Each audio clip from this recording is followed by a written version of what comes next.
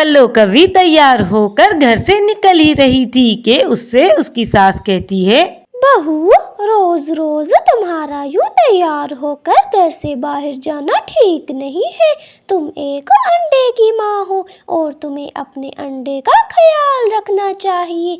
ऐसे अंडा खराब भी हो सकता है। सासू माँ, अंडा दिया है तो फिर क्या? फिर मैं इसकी वजह से घर में कैद हो जाऊं और अपनी सहेलियों के घर भी ना जाऊं। वैसे भी आप घर में सारा दिन क्या करती हैं? इस अंडे का ख्याल रखें, मैं तो चली।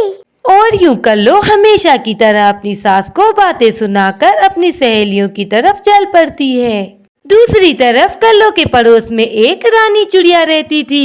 उसने भी एक अंडा दिया हुआ था। रानी चिड़िया बहुत समझदार थी। वो अपने अंडे का बहुत ख्याल रखती थी। रानी बेटी, तुम भी बाहर जाया करो और घूम फिर कर आया करो। सारा दिन इस अंडे पर बैठकर थक गई होगी तुम। तब तक मैं इसका ख्याल रखती हूँ। नहीं माँ जी, मुझे अपने अंडे के साथ रहना बहुत अच्छा लगता है और घूमने फिरने के तो बहुत से दिन हैं। जब मेरे अंडे से प्यारा सा बच्चा निकलेगा तो हम दोनों खूब घूमा करेंगे। क्या बात है कल्लो, आज तुमने आने में बहुत देर कर दी। क्या कोई रास्ते में मसला हो गया था? क्या बताऊं पिंकी, मेरे अंडा देने के बाद मेरी सास ने तो मेरा जीना हराम कर दिया है। उसने मेरे आने जाने पर पाबंदियां लगा रखी हैं। वो बुढ़िया तो मेरे पीछे ही पड़ गई है, मगर मैं उससे डरने वाली कहाँ। और फिर यूं ही तेजी से दिन गुजरने लगते हैं। रानी चिड़िया के अंडे में से एक प्यारा सा बच्चा निकलता है। रानी चिड़िया का बच्चा बहुत प्यारा और सेहतमंद था, जिसे देखकर वो दोनों सास बहू बहुत खुश होती हैं। बहू, तुम्हारा बच्चा बहुत सुंदर है। तुमने इसका बहुत ख्याल रखा है।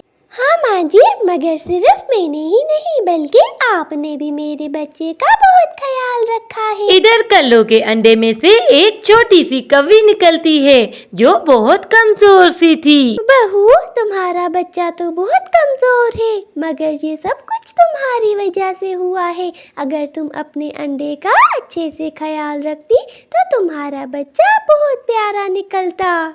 सासू माँ, अगर ये कमजोर निकली है तो मैं क्या करूँ? बड़ी होकर खाएगी पिएगी तो खुद ही ठीक हो जाएगी। इतना कहकर कल्लो हमेशा की तरह फिर से बाहर घूमने चली जाती है। और इधर रानी चिड़िया अपने छोटे से बेटे का बहुत ख्याल रखती थी। वो उसे हमेशा ही ताज़ा फल ला कर देती थी। ये लो गुग्गू बेटा, ये फल खा लो। मैं तुम्हारे लिए अभी ताजा ताजा फल तोड़ कर लाई हूँ। और फिर उसके बाद गुग्गू वो फल मजे मजे से खाने लगता है। मम्मा, बहुत मजे का था ये फल। यूं ही दिन गुजरते गए, मगर कल्लो को अपनी छोटी सी बेटी की कोई फिक्र न थी। वो हमेशा ही अपने दोस्तों के साथ वक्त गुजारा करती थी। और फिर एक दिन रानी चिड़िया अपने बेटे के लिए दाना लेकर जा रही थी कि इसे रास्ते में कल्लो कौवी की छोटी सी बेटी रोते हुए दिखाई देती है। क्या हुआ बेटा, तुम क्यों रो रही हो? और तुम्हारी मम्मा कहाँ है?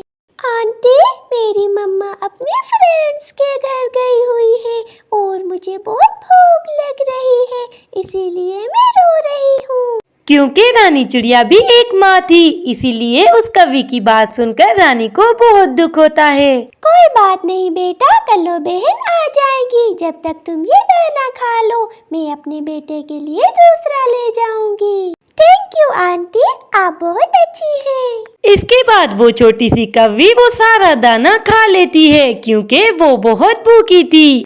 बेटा, अगर तुम्हें कभी भी भूख लगे या तुम्हारी मम्मा घर पर ना हो तो तुम्हारे घर के सामने ही मेरा घर है। तुम मेरे घर आ जाना, मैं तुम्हें खाने के लिए कुछ दे दूंगी। बहुत बहुत शुक्रिया आंटी, आप तो मेरी मम्मा से भी अच्छी हैं। इसके बाद चिंकी रोज ही रानी चिड़िया के घर जाने लगी। रानी चिड़िया भी चिंकी का गुग्गू की तरह ही ख्याल रखती थी। एक दिन कल्लो ने अपने दोस्तों की अपने घर पर दावत की हुई थी कि वहाँ पर उसकी छोटी सी बेटी आ जाती है। चिंकी बेटा, मेरे दोस्तों से मिलो और इन्हें हाय बोलो। नहीं मम्मा, मैं इनसे नहीं मिलूंगी क्योंकि ये मुझे बिल्कुल अच्छी नहीं लगती। इतना सुनते ही कल्लो गुस्से में चिंकी को एक चमाट लगाती है।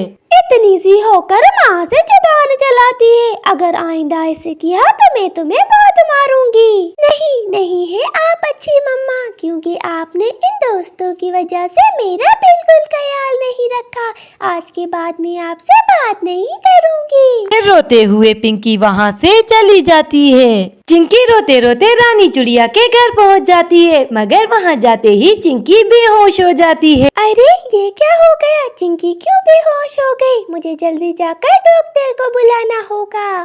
फिर रानी डॉक्टर को लेने चली जाती है। डॉक्टर के दवा देने के बाद चिंकी होश में आ जाती है।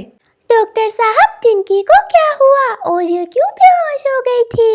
देखिए चिड़िया बहन, ये कमी तो बहुत कमजोर है, इसीलिए इसे चक्कर आ गया था और ये बेहोश हो गई थी। लगता है इसने बहुत दिनों से खाना सही से नहीं खाया। वो सब आपस में बातें कर रहे थे कि शोर सुनकर वहाँ पर कल्लो भी आ जाती है।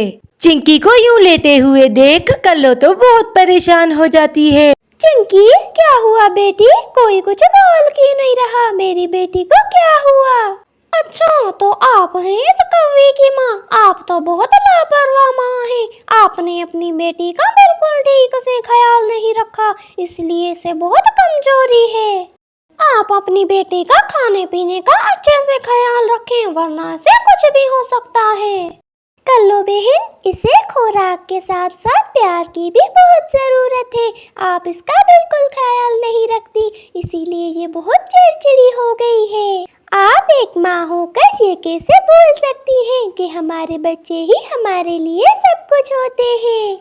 माँ बाप अगर अपने बच्चों को तवज्जो नहीं देते तो वो भटक कर किसी गलत रास्ते पर निकल जाते हैं। ये हमारा फर्ज है कि हम इनका अच्छे से पालन पोषण करें, ताकि ये बड़े होकर हमारा सहारा बने। इन सब की बातें सुनकर कल्लो बहुत शर्मिंदा थी और उसे अपनी गलती का एहसास हो चुका था। उठो चिंकी, मेरी बच्ची, मुझे माफ कर दो और आज के बाद मैं तुम्हारा बहुत ख्याल रखूंगी। इतना सुनकर चिंकी भी उठकर बैठ जाती है। इसके बाद कल्लो चिंकी को गले से लगा लेती है। सॉरी मम्मा, मुझे माफ कर दे। मुझे आपकी फ्रेंड्स के सामने इतनी बदतमीजी नहीं करनी चाहिए थी और आज के बाद मैं कभी ऐसा नहीं करूंगी। माँ बेटी को इस तरह देखकर रानी चिड़िया की आंखों में तो आंसू आ जाते हैं। वो चिंकी के लिए आज बहुत खुश थी।